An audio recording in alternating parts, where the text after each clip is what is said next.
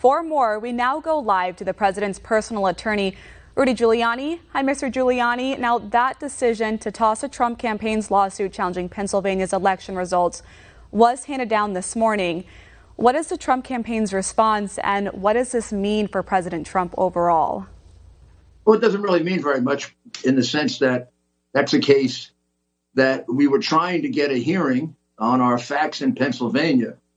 And when the judge in the lower court refused the hearing, went to the legislature, and we got that hearing last Wednesday. So we were able to accomplish what we wanted to accomplish with that case. And now we'll have to see whether we want to appeal it to the Supreme Court, as well as the other case in Pennsylvania. The objective here is twofold. One is to get the right case to the Supreme Court, and we've got 4 or 5 of them that are headed there, and also to try to convince the legislatures that they shouldn't certify false statements. They shouldn't certify completely bogus vote counts. The vote count in Pennsylvania is somewhere about 600 to 800,000 off what actually happened. We have witnesses that can prove that there were at least 600,000 to 700,000 ballots that were put into the vote without any inspection, as the law requires. And there'd be no reason not to allow that inspection unless you were cheating. And having to make up a big gap of 800,000 votes where the president was ahead of Biden at the beginning of the night. And then, by the end, every state he was ahead in, he lost. That's uncanny. It doesn't make sense. Instead, in each one of these states, the Democrats used the same method of cheating, which was to take the mail ballots and stuff them in the ballot box and exclude the Republican inspectors so they wouldn't see what was happening. That happened in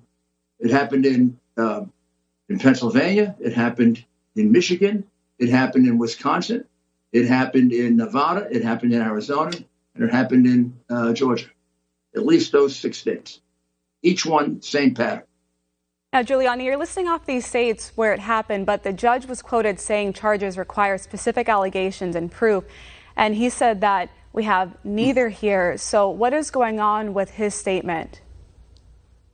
Well, I don't know what's wrong with his statement. Our allegations were very specific. It names the person who saw it, the time they saw it, the number of ballots they saw. I don't know how much more specific it could be. I can't explain that. I can't explain that any more than I can explain the media saying we don't have evidence when we have 400 or 500 affidavits under oath, specifically witnessing crimes that were committed in 5 or 6 different states in what is the biggest voter fraud scheme in the history of this country. They just, maybe they don't want to believe it. I don't know. The Democrats are lying.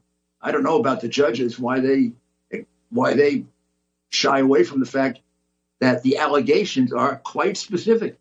The complaint is 30 pages long. I invite you to read it.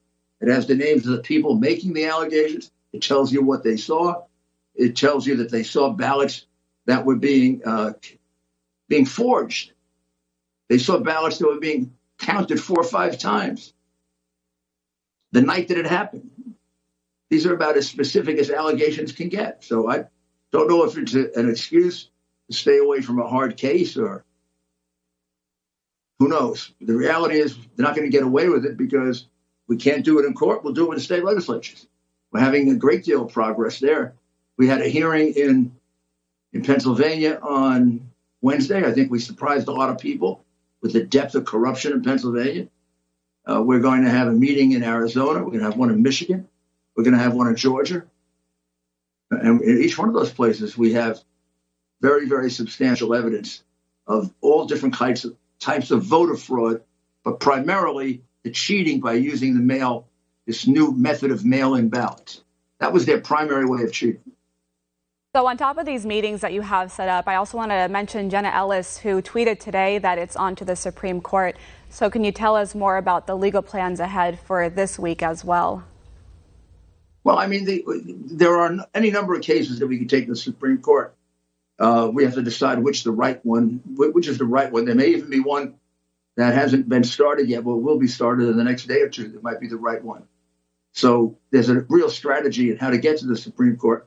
Also, if we could get 1 or 2 of the legislatures to rule for us, then the Biden people would take it to the Supreme Court. So we may be there in two different capacities, as the appellant and as the appellee.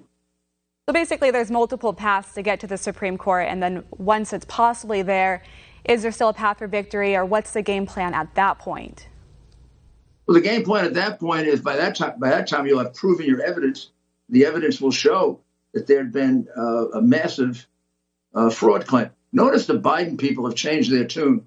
Their original tune was, oh, there was no fraud, no fraud, no fraud. Everything was clean. The election was the cleanest in history.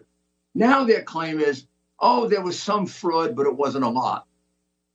Pretty soon their claim is going to be, there was a massive amount of fraud, but elect Biden anyway. After all, you elected him after he took millions and millions from China. How much worse is it to fix an election than to take millions of dollars from the Chinese communists? Yeah, it's still a developing situation, and these conversations are changing. Now, Mr. Giuliani, before I let you go, is there anything else you'd like to add? But what I'd like to add is it's a tragedy what's going on with the American media. These facts should be known to the American people. The fact that there are that many affidavits of people who say he committed crimes in the way this fraud was taking place. They're very specific. They point out exactly how it was done. They say they saw the Democratic ballot counters stuffing the ballots in 4, 5, 6 times so that one vote could turn into 5 votes. When you look at the votes, they don't balance. There's every piece of evidence you could get of fraud is there. And this was a very big fraud carried out by the Democrat Party throughout the country. And that's how they got Biden elected. He did not get elected on honest votes. He got elected on a massive number of dishonest votes. Mr. Giuliani, thank you so much for joining us this hour and discussing what's happened after this Pennsylvania situation. I want to thank you for coming on and telling all our viewers as well. Thank you very much.